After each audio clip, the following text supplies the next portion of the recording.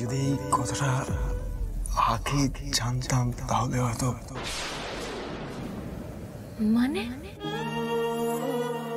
এসব তুমি কি বলছো? মহেশ্বর আমাদের দুজনকে একসঙ্গে মিলিয়েছেন, যেখানে মহেশ্বর আমাদের এক করে দিয়েছেন সেখানে আগে জানা আগে বোঝার কোনো প্রশ্নই উঠছে না। সত্যি সেটাই যেটা বাস্তবে ঘটে, আর আমাদের কাছে সত্যি এটাই যে আমি তোমার স্ত্রী।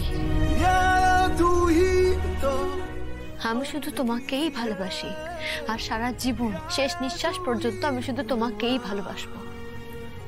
আর আমার বিশ্বাস তুমি আমায় ঠিক অতটাই ভালোবাসো। আমাদের ভালোবাসার চিহ্ন আমাদের সন্তান আসতে চলেছে।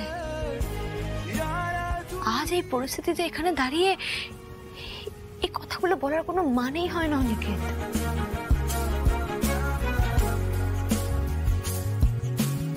হয়তো তুমি ঠিকই বলছো, কিন্তু কিঞ্জল কাউকে চিনতে পারছে না শ্যামলী, তোমাকে ছাড়া। সবাইকে চিনবে, সময় দাও, ওনার চিকিৎসা হোক, উনি সবাইকে চিনতে পারবেন। দেখো আমরা দুজনে মিলে কত কঠিন পরিস্থিতিতে একসঙ্গে লড়াই করেছি, কত অসাধ্য সাধন করেছি, এটাও পারবো আমরা। দেখো আমরা ঠিক পারবো।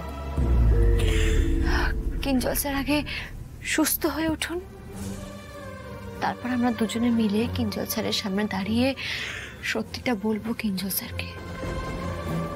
আর আমার বিশ্বাস উনি বুঝবেন সব ঠিক হবে।